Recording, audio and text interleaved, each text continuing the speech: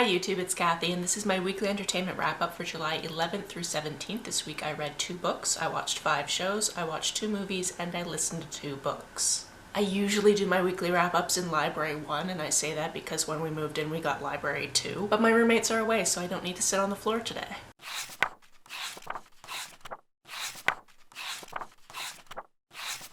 The first book I read this week was Once Stolen by D.N. Bryn. This is the second in the Our Treacherous Tide series. It's a companion novel to Our Bloody Pearl.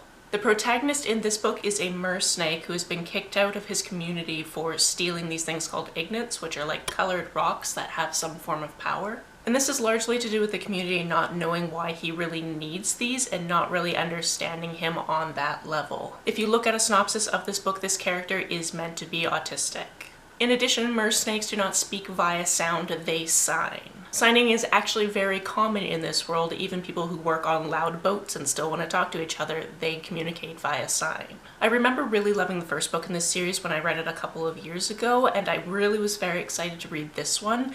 It was a fun and interesting action-packed story. However, I didn't really see the world while I was reading it. It was going so quickly between this scene and that scene and the other scene to the point where sometimes I'd be like, wait, when did that character get there? What does the scene that they're in look like? Because I don't remember seeing a lot of description about it. Do mer snakes and the people that live in the murk live in people-like houses, or do they live in different types of dwellings, and what do those look like? I couldn't tell you. Ultimately, I still enjoyed this one, but it was a little bit of a slog to get through these certain parts where I didn't really understand what was happening. This week I also read The Marvelous by Claire Kahn. I had no idea what this book was going into it. I just know that I've loved her 2 previous books, and this one is a genre fiction, so that was a fun surprise. This one has to do with teenagers that use this certain app called The Golden Rule, and it's basically a vlog diary style format. You have to have your videos under 10 minutes, you have to be talking directly to the camera has to be on you at all times or else it won't be posted. And it's a community with very strict guidelines when it has to do with bullying and that type of thing. As the book opens, we find out that the founder of the app hasn't been on it for a year, and then she posts an announcement that she's going to have another golden weekend. This is when she picks a few users from the app to spend a weekend at her estate, and at the end they always end up leaving the app and being famous or wealthy or whatever their hearts desire. This means of course that we follow a few characters who happen to be picked for this weekend. It's very Willy Wonka meets technology, meets secrets, meets scavenger hunt.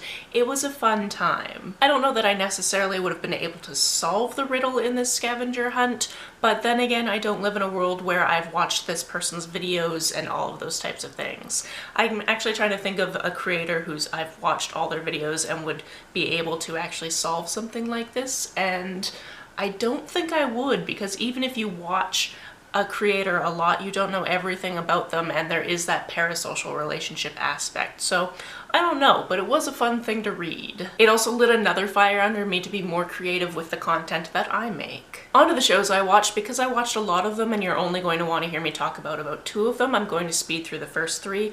I'm still watching Bones. Their voices are still very young and it's still very weird. We're also continuing with Sex and the City, and I can't really remember anything from the handful of episodes that we watched this week that I really need to talk about. I also watched this week's episode of RuPaul's Drag Race All-Stars. The person who went home should have gone home. On to the 2 shows that you are probably most interested in the fact that I watched this week, the first one being The Falcon and the Winter Soldier. Yes, now that it's done, we sat down and watched all 6 episodes basically in a row. I heard that people were less interested in this show, especially after the wonderful stylings that was WandaVision, and I can understand that kind of disappointment. However, the show is a completely different show with a completely different tone, so it makes sense that it's not highly stylized like that one was. Also, I really appreciated this show for bringing real-world politics into it and mixing it with the politics of what would be happening in this type of world. I am also trying to be vague because I know that not everybody has watched it yet who could possibly want to watch it. I enjoyed the arc of where the 2 title characters were when it started and what happened to them by the end of it. From that, you might be able to guess that the other show that I watched all of this week was Loki, at least the first season, because yes, there's going to be a second season. It's difficult to talk about this show without any spoilers whatsoever, but what I can really say is I had a hard time buying into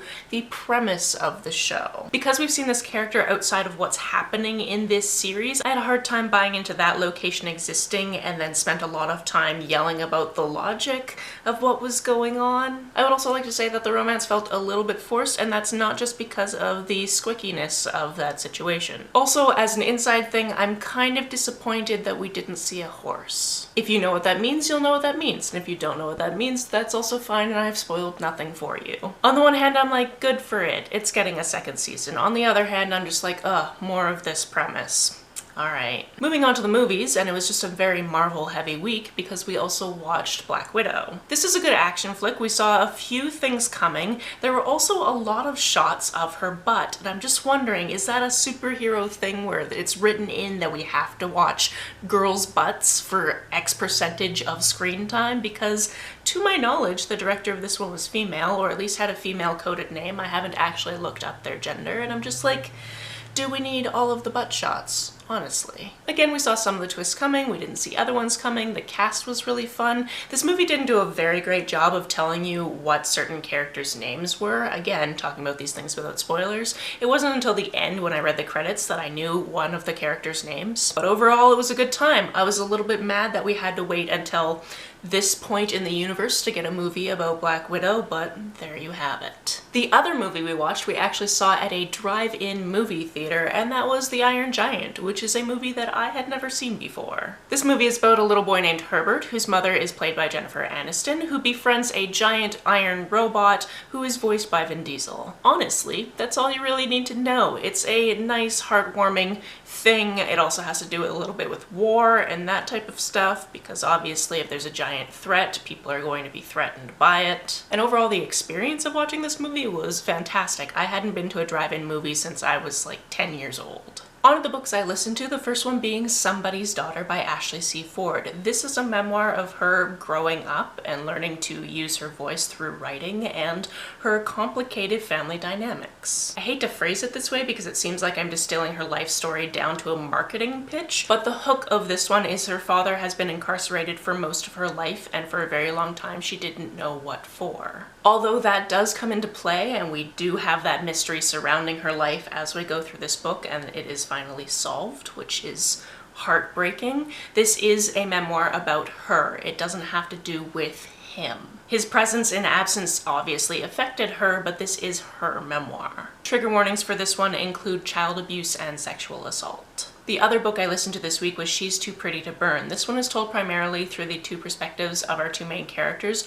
One of them is a girl whose mother is a model, but she has a fear of cameras. She hates having her picture taken. She is much more athletic and doesn't really care about aesthetics and beauty and those types of things. Our other major point of view character is a photographer and is very much enamored with this first character when they meet. When this one starts out, it feels very much just like a contemporary and this story about these two girls falling in love, and then it morphs over time to be something a little bit more sinister. You know, and me, I like to go into my books not knowing too much, and with this one I'm glad I did, because if I had known about these sinister aspects ahead of time, that would have hindered my enjoyment of that reveal. This book is about art and family dynamics and grief and things you do in the moment that maybe you shouldn't do, and ultimately I enjoyed it. This week I put out a collaboration between myself and 6 other booktubers where we recommended ghost stories, so if you haven't seen that yet, the link will be down below. That's it for this week. If you've read, watched, or listened to any of these, let me know about it down in the comments below. On the way down to the comments, if you hit that subscribe button, that would be very nice of you. If you don't feel like leaving a comment but want to make sure that I know you were here,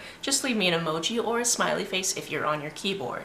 Some people have asked if there's a way to financially support this channel, so I set up a Ko-fi account, which is a digital tipping service. The link for that is down below, as well as the link to my PayPal and my Amazon wishlist in case you would like to buy me a book. There's also links to all my major social media platforms as well. You can like and share this as you see fit, and I will see you very soon. Bye!